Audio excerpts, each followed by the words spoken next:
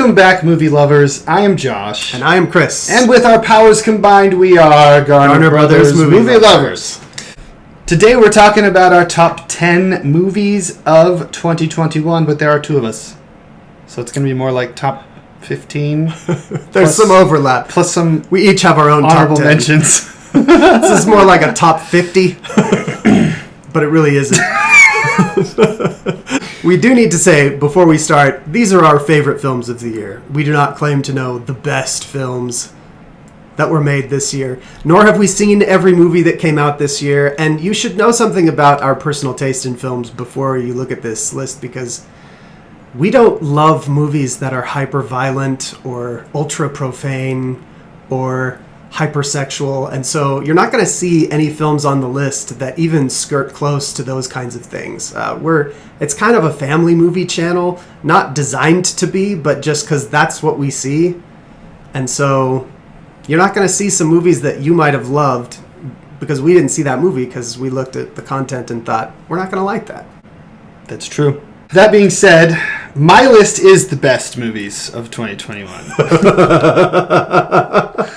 Mine is just a wrong opinion. So I guess we'll start with our honorable mentions. I would like to mention West Side Story, directed by Steven Spielberg. I thought, in a world where they keep remaking movies shot for shot, song for song, and it's like a useless money grab, this movie justifies its existence. I think they improved on the original film in a lot of ways. The performances were excellent. The direction was excellent. Singing was fantastic. It was done really, really well. Changes made to the original, I agreed with almost all of them. So I thought that was really, really well done. I thought it was the longest movie ever made. And The Eternals came out this year. It was super weird. All these gangsters and hoodlums doing ballet in the streets. Well, that's just West Side Story for you. So weird. And yeah, the message at the end was very powerful, but it was a grueling hour and 45 minutes to get to that point. And I like musicals. It's not that I don't like musicals. So I'm going to mention a movie called Finch. Did you see Finch? No. Tom Hanks. Yeah, Apple Plus. Tom Hanks. Whatever, it was a Apple fun TV. movie. It was. It didn't quite make top 10, but it was like this weird movie that I didn't know about, and I was on HBO Max, and it was like, watch this Tom Hanks post-apocalyptic film with this really charming robot and a fun story.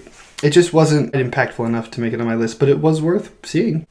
You got another honorable mention? Dune. I think there's probably going to be some people who are disappointed that Dune didn't make our top 10. It's not on your top 10 either. It was. I once we decided we were going to do this, I saw like 10 movies, and then it was on my list, and it just kind of came down. Yep, same thing happened to me. That's why it's an honorable mention. It's very well done. I cannot imagine a better adaptation of that story. The look is astounding. It looks it looks perfect. Perfect. The look of everything is perfect. Performances are great. The whole world is great. The ideas that they story used. building is awesome. I love like the suits that have the like hydration system inside. That there's just a bunch of little details that are awesome. The vehicles that have vibrating wings is really cool. There's just a lot of cool stuff in Dune.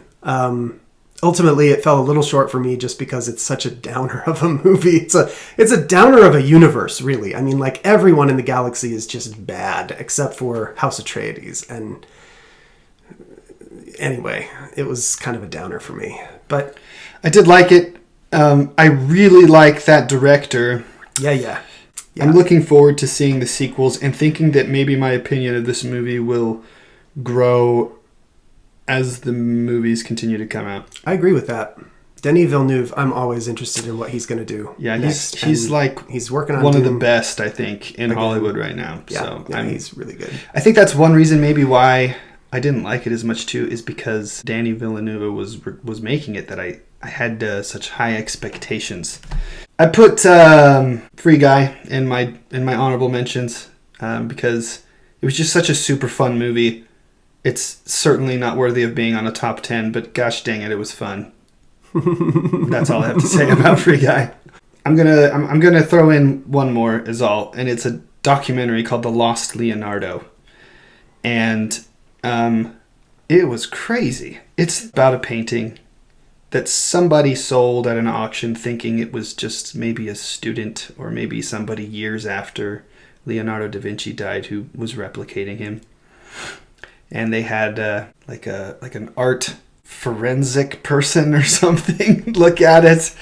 Somebody had painted over the original painting, so they removed a bunch of stuff, and when she was done, she noticed a particular part of the face that looked just like the Mona Lisa, and she thought, I think this was painted by Leonardo da Vinci.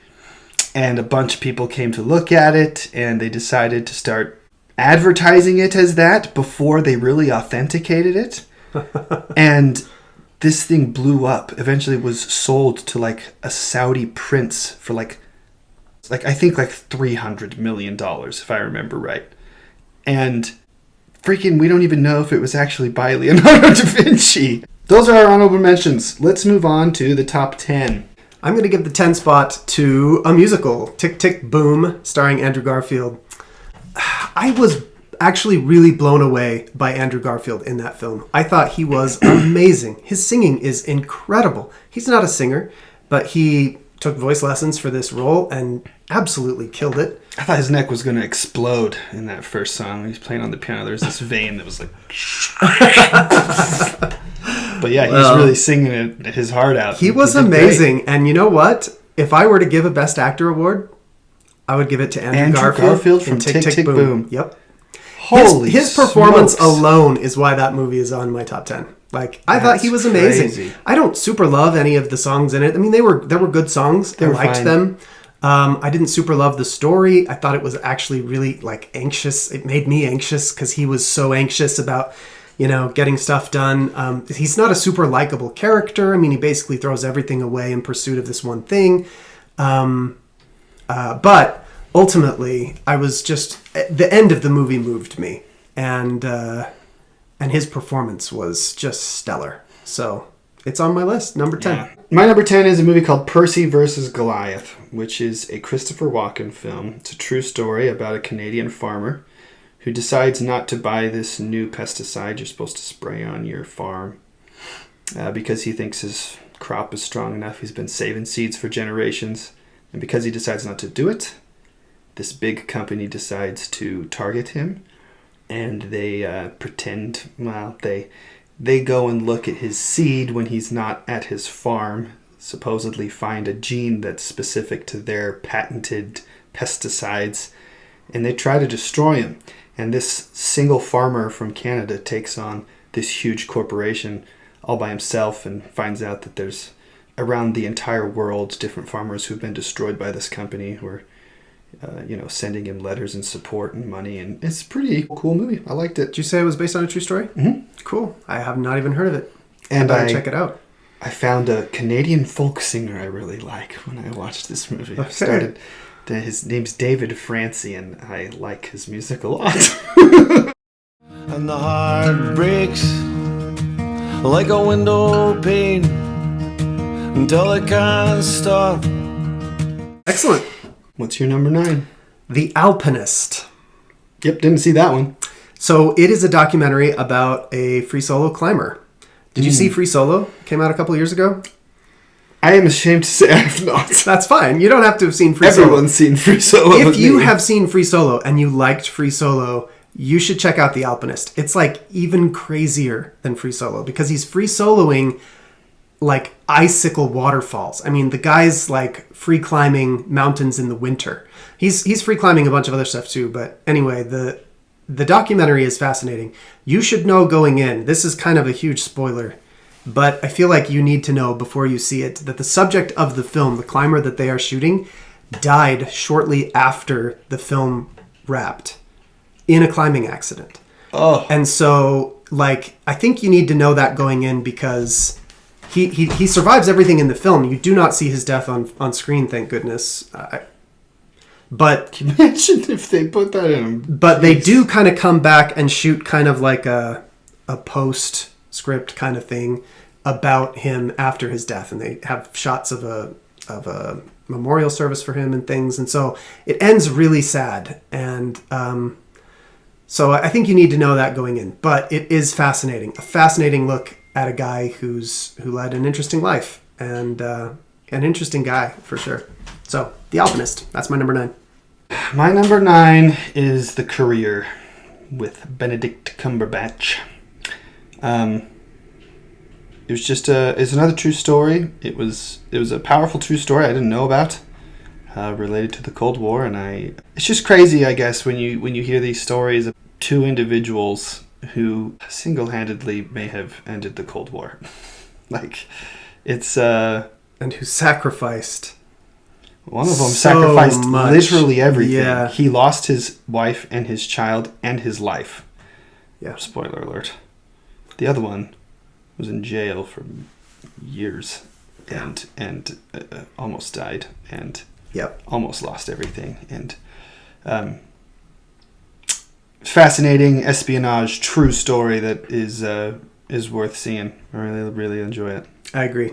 I'm glad it was on your list. I would have mentioned it in my honorable mentions, but I knew it was on your list. I knew it was coming up. I really liked it. Very interesting story about a very interesting couple of guys.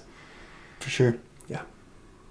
And a great message in there about acceptance, I guess, of others who are different than you, that I really enjoyed.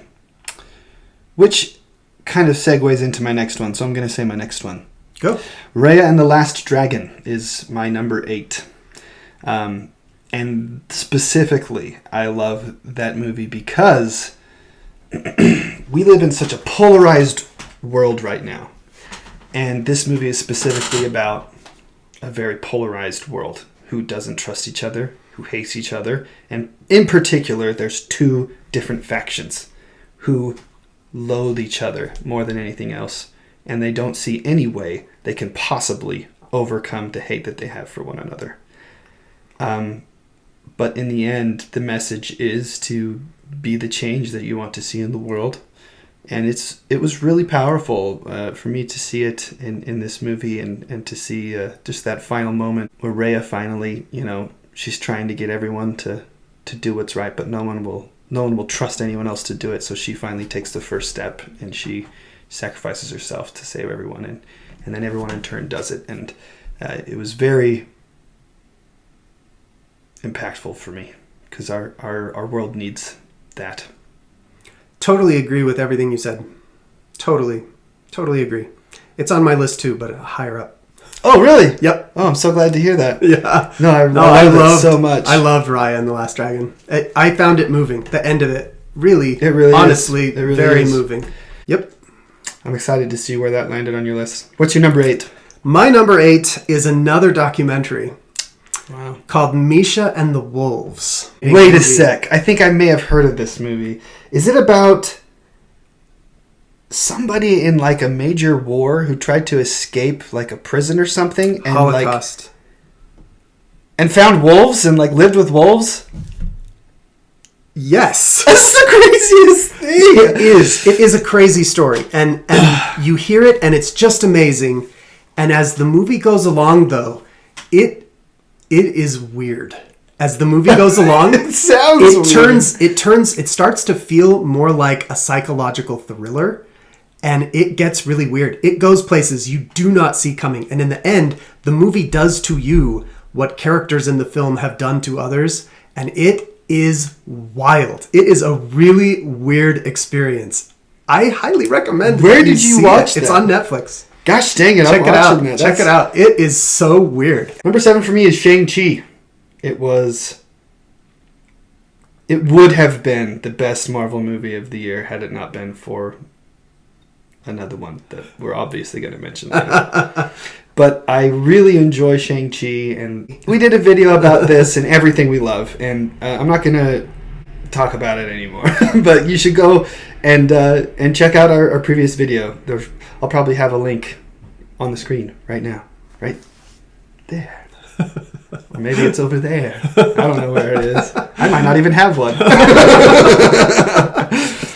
Yeah, Shang-Chi was really fun. Fight choreography was stellar. There is a fight choreographer from Shang-Chi named Brad Allen who has worked with Jackie Chan for decades, and he died during the filming of Shang-Chi. And his last set he ever worked on was the bus fight scene in Shang-Chi. Man, what a way to go out. And it took them over a year to choreograph this fight scene and film it. It took months just to shoot this scene. It is the best. It's one of the best martial arts seen. Yeah. action scenes Yeah. I've ever seen. Yeah. And you know, I just wanted to mention him because he deserves some respect, and he For sure. and it's sad that we lost him. Anyway, Number 7 is Cruella. I'll bet you're surprised to hear that. I've heard. I mean, everybody loves this movie.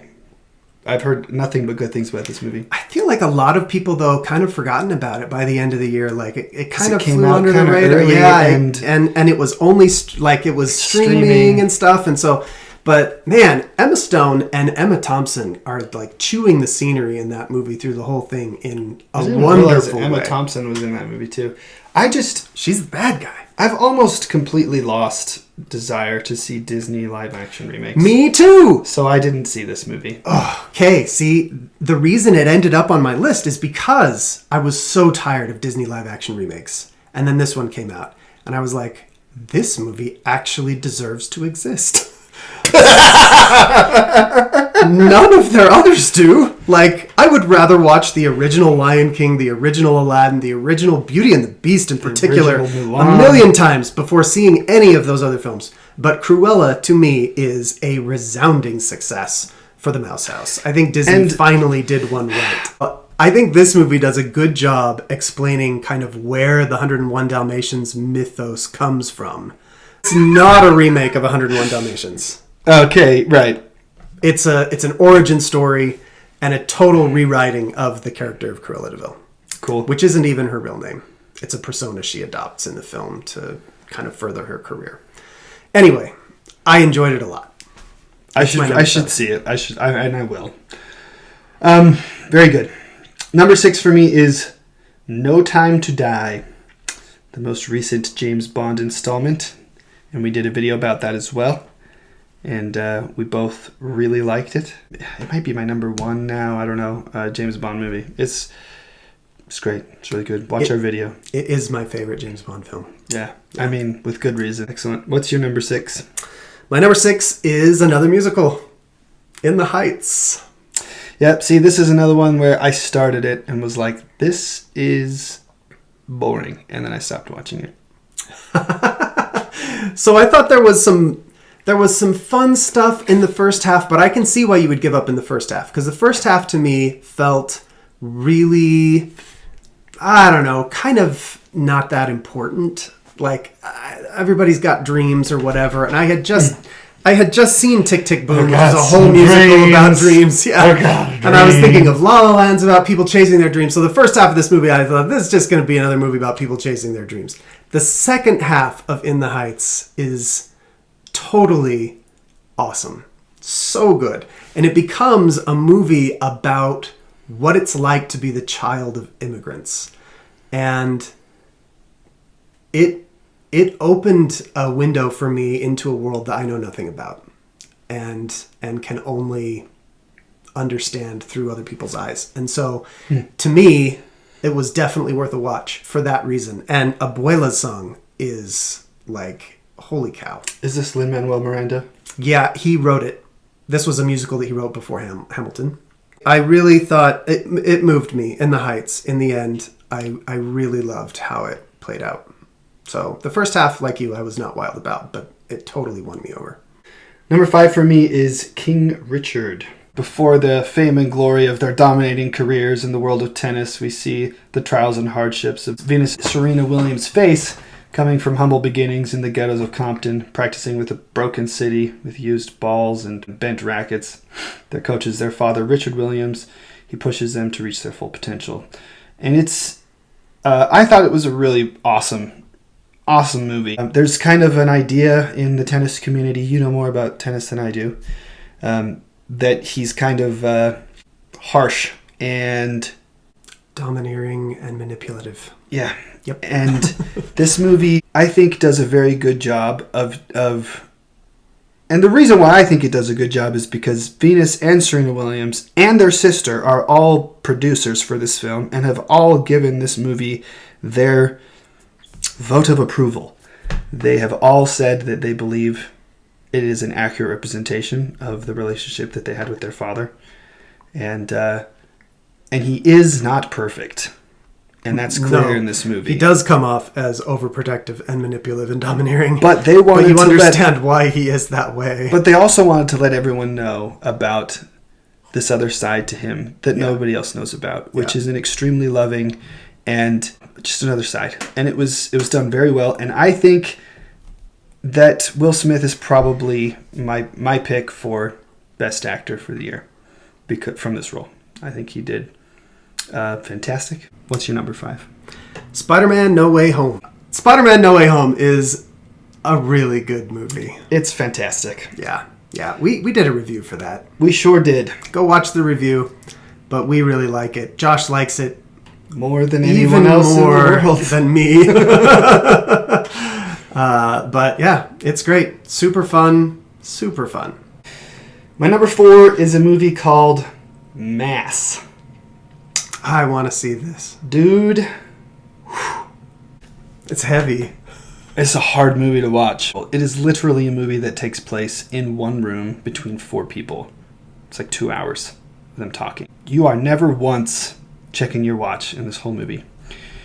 It's a very difficult subject to talk about. It's parents who have been involved in a school shooting. Or their kids were involved. One of their kids shot the other's kid, right? One of them was the parents of the murderer. The other one was a parent of one of the victims. And the parent of the victims decide that they want to meet with the other parents. And wow, it's very good. Jason Isaacs is a standout performance in this. And I know I said Will Smith was my pick for Best Actor. And I think I want Will Smith to earn it because he hasn't won an Academy Award. But I honestly think Jason Isaacs has the standout performance of the year for me in this movie. It is... Isn't he Lucius Malfoy? Yeah. From the Harry Potter films? It takes an interesting turn. The movie is a powerful story about forgiveness and empathy and perspective, where it kind of switches through the film of who you feel empathy for, and their opinions, I guess, of each other change throughout the film, and it's a wonderful movie. And I do think Jason Isaacs probably deserves Best Actor of the films that I've seen over Will Smith, but I think I still want Will Smith to get it. My number 4? A Quiet Place Part 2, which doesn't even feel like it came out this year, but I'm pretty sure it did. I'm pretty sure it did too. Excellent sequel to an excellent film. A Quiet Place Part 2 was just great, and if I were to give Best Actress to anyone, I would give it to Millicent Simmons, who plays the deaf daughter in the film. She is so good. I would agree with that. Yeah, she's awesome. Now, wouldn't you have given Best Actress to Martha Plimpton from Mass? Martha Plimpton for Best Actress as well, probably. Well, I loved that Millicent Simmons is a deaf actress playing a deaf character in a film, and she does it so well. Anyway, loved Quiet Place Part 2. Really, really good. That's super weird, too. He does not like horror movies at all. Oh, no. Horror is like my least favorite genre. I love them. For some reason, that's not on my list. But I really like The Quiet Place. It's really good. I liked how we didn't have to kind of, like, explain any like, mythos around it. It just kind of was able to start, you know? Yeah. And we were able to... Anyway, as far as horror movies go, it's so good. Yeah. John Krasinski should make all the horror movies. he doesn't like horror movies. Did you know that? No, I didn't. He doesn't. Wow. But he wrote a couple of great ones. I sure did. Okay, my number 3, I think, is actually a better film than my number 2, but I liked the number 2 better. So, whatever that means. My number 3 is a movie called The Father with Anthony Hopkins about Alzheimer's. And it is my pick for Best Director for the year. It is amazing. It is absolutely amazing. So the way they filmed this, it's way more complex than what I'm going to say right now. But they have scenes where Anthony Hopkins is, in a room talking with his daughter about something. And maybe he goes into another room to get his watch. And when he comes back, the actress playing his daughter is somebody different. And he's super confused and trying to figure it all out. But you, as an audience member, are also going through all of this confusion and distress with him throughout the film. They do stuff like this with the daughter's husband, who is sometimes a fiance, who is sometimes not existent, who is sometimes a different man, and the caretaker, who is sometimes played by the actress who plays his daughter, because he's getting people mixed up. And it was an incredible way to direct this. Florian Zeller. I watched an interview after we saw the movie with Anthony Hopkins, and I was thinking of putting Anthony Hopkins as best actor in a leading role. And then he said, there was nothing hard about acting in this movie. He said, the way it was filmed was done in such a way that I hardly had to do anything. And I thought, whoa. That's quite a director. It is remarkable. And the ending of the movie, it is devastating. It is so, so sad. But you will never get a better understanding of what it's like for people suffering from mental decline than from this movie. It is there was literally moments where my wife and I were watching it and thought we were going crazy because we didn't know that this is how the movie was made. And she was like, isn't that actress different than the one who was playing her before? And I was like, I don't think so. And in my mind just made them the same person. Anyway, wow. It was so powerful. It was so powerful. Wow. My number 3 is Raya and the Last Dragon, which we've already talked about. But I will just re-echo that we live in a very divided world, and this movie, I thought, made a super powerful case for not hating each other. So I thought that was great. Yeah. My number 2 is Spider-Man No Way Home, and it hurts me to not have this as my number 1 because I love this movie, and there's no superhero I love more than Spider-Man, and there's no movies I like more than superhero movies, and I loved this movie so much. Watch our review for it. But yeah, it's my number 2. Very good. And my number 2 is one you've already talked about, No Time to Die. Yeah. Perfect send-off for Daniel Craig's James Bond. Absolutely perfect. Loved it. I have nothing else to say. Okay.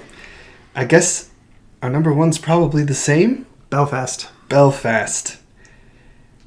In any other year, Spider-Man No Way Home would be my number 1, and it started out as my number 1 on my list. But as I kept on making adjustments, I just had to put Belfast above it. I've never seen a movie that exuded so much hope and potential for us, and I love that movie so much. It is my pick for Best Picture. Mine too. And it was a must-see. It's also my pick for Best Director. I think every scene in that movie just feels so real, so authentic. The performances from every actor and actress, every single one of them get their little moment to shine, and they're just amazing, all of them. Especially that little boy is just so phenomenal. good. And it just comes off as so real. So that's my best director, Kenneth Branagh. And my best picture is Belfast. We've got a review for that. Go check it out if you want to hear our thoughts more thoroughly on that one. But that's our number one. But I agree. Kenneth Branagh, fantastic work with Belfast. And the best movie of 2021, people. So go and see that and see these movies that we mentioned that you want to see. And don't see the ones you don't. And tell us in the comments where you agree or disagree with anything we've said, or what would your top picks have been? Because that's a conversation we can certainly have. Yeah, and I'd love to see some other movies on the list that I haven't heard of. There was some Chris mentioned that I hadn't heard of that I look forward to seeing. And vice versa. Oh, you know what? I also wanted to mention that we have a t-shirt store at TeePublic, and I've mentioned it before, but I've got some new designs up. I'll throw some up on the screen right now. I got them right here.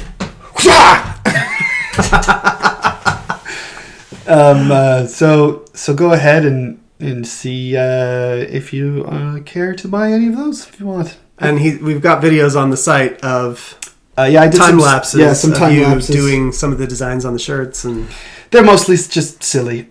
It's just some good fun. So give us a like and subscribe and do all the things. And in case we don't see you, good afternoon, good evening, and good night.